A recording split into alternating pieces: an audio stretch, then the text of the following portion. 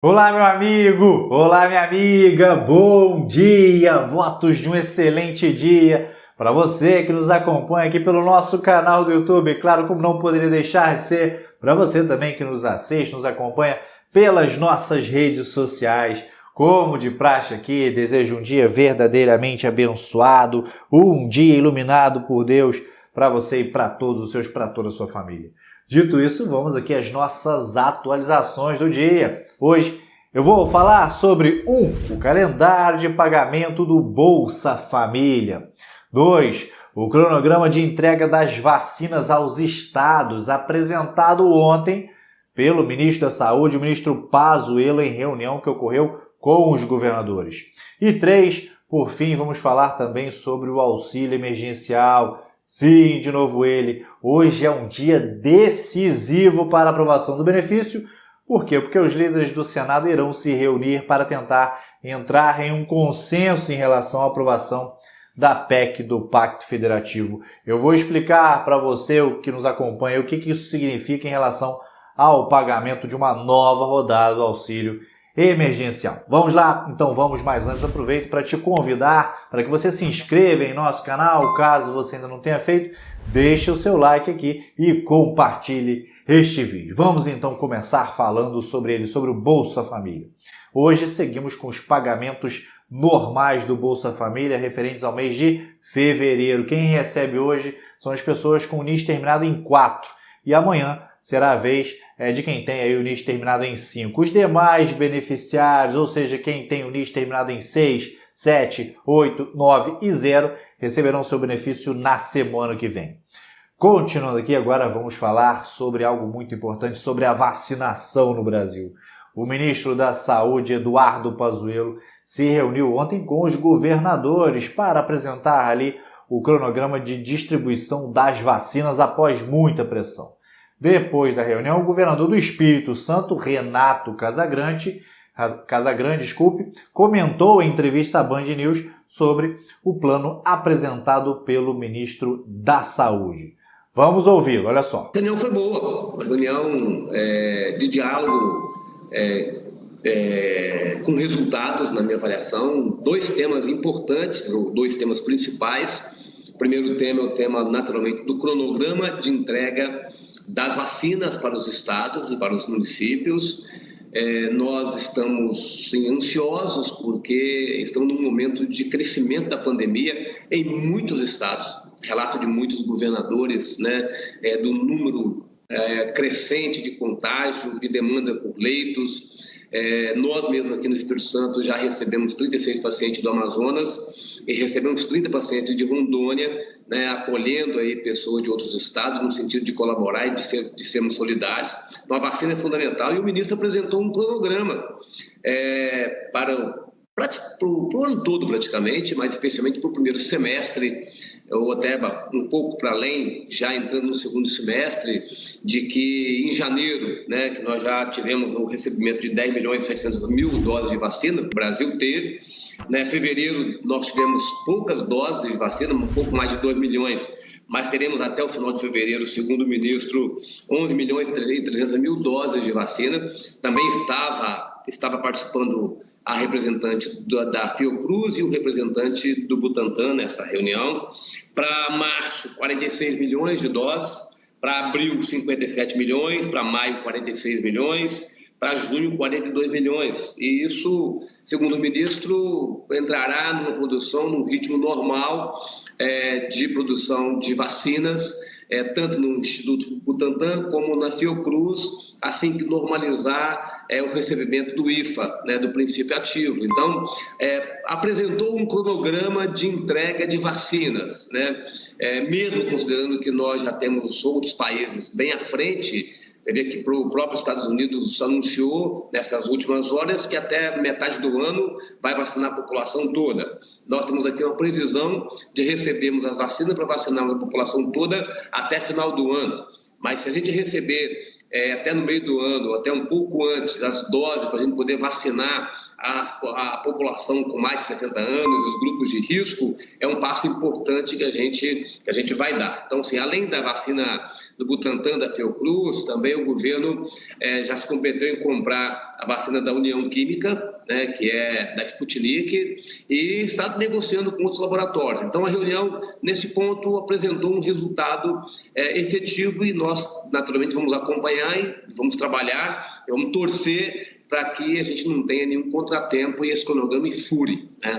Já estamos atrasados, então a gente não pode deixar que a gente entre em 2022 sem esse assunto estar resolvido. Agora, claro, vamos falar sobre o auxílio emergencial e eu já começo alertando que hoje é um dia muito importante. Por quê? Porque os líderes do Senado irão se reunir para discutir quando eles irão votar a PEC do Pacto Federativo. A PEC do Pacto Federativo, que foi unida à PEC emergencial, é a proposta de emenda constitucional que terá incluída em seu texto a chamada cláusula de calamidade.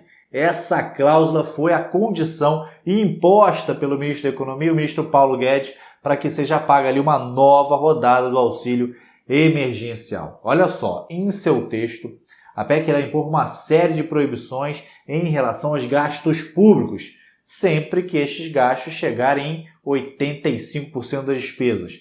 As proibições ou chamadas travas são as seguintes, olha só: não conceder reajustes para servidores públicos, não realizar novas contratações de pessoal, não criar novos cargos e não realizar concursos públicos.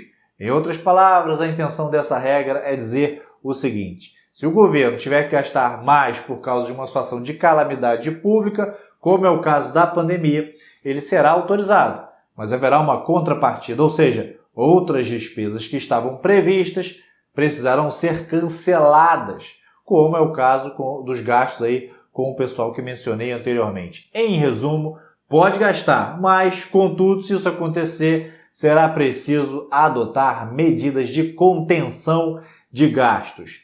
Para o ministro Paulo Guedes, com a existência dessa cláusula, sempre que uma calamidade acometer um município, um estado ou ainda a União, a cláusula poderá ser acionada diretamente, já que a previsão constitucional estará prevista, haverá previsão constitucional. A ideia é que a PEC já entre em votação na próxima semana, para que seja possível iniciar o pagamento do auxílio já agora em março.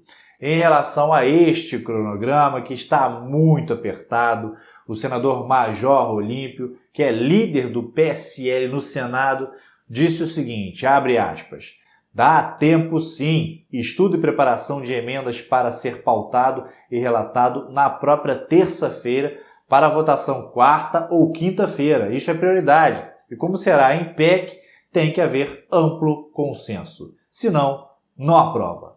Fecha aspas. Esse amplo consenso é fundamental, porque sem ele o processo de aprovação da PEC pode acabar se arrastando por longo prazo, um prazo até indeterminado. Isso porque, de acordo com o regimento, o rito para aprovação de uma emenda constitucional exige que seja instalada uma comissão especial que terá o prazo de 40 sessões para discutir e analisar a proposta, ou seja, dá para eles enrolarem muito, então eles precisam de consenso.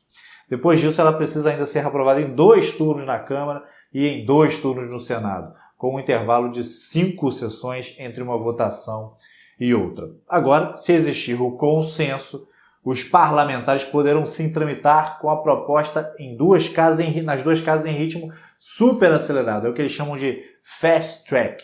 Nesse caso, os parlamentares poderiam passar por cima desses prazos regimentais, como já ocorreu em outros momentos que envolveram temas aí de interesse da sociedade, de interesse nacional, como é o caso da retomada do auxílio emergencial. Pelo menos é o que a gente espera. Porém, se os líderes não entrarem em um acordo nessa reunião de hoje, outro caminho para aprovação do auxílio emergencial é fazer o pagamento do benefício dentro do orçamento de 2021. Essa possibilidade, inclusive, foi apresentada por uma fonte do governo ao Valor Econômico, ao jornal Valor Econômico. Nesse caso, a dimensão dessa nova rodada do auxílio teria que ser ainda menor do que o projeto inicial. Para vocês terem aí uma ideia, A proposta do Ministério da Economia, nessa nova rodada do auxílio, através da cláusula de calamidade pública, prevê um gasto total de 30 bilhões de reais. Agora, olha só, se não houver aquele consenso que eu citei, se o benefício tiver que ser pago dentro do orçamento de 2021, o total não poderia ultrapassar uns 10 bilhões só de reais. E a alternativa para essa redução seria diminuir consideravelmente a quantidade de pessoas contempladas com o benefício. O governo diz que prefere o caminho da PEC, mas não descarta essa outra possibilidade. Então, a articulação política no sentido de ter uma aprovação da oposição nesse momento será fundamental. Nós vamos acompanhar ao longo do dia o que acontecerá e voltaremos aqui para contar para você que nos acompanha os detalhes. Bem, então era isso que eu tinha para compartilhar com você por aqui hoje, nesta manhã. Vamos seguir de olho. Não se esqueça de deixar o seu like e, claro, de se inscrever em nosso canal, caso você ainda não o tenha feito. Para esse vídeo era isso. Desejo um lindo e, mais uma vez, abençoado dia. E lembre-se, tudo vai ficar bem. Sabe por quê? Porque Deus está no comando sempre. Valeu! Forte abraço, tenha um excelente dia.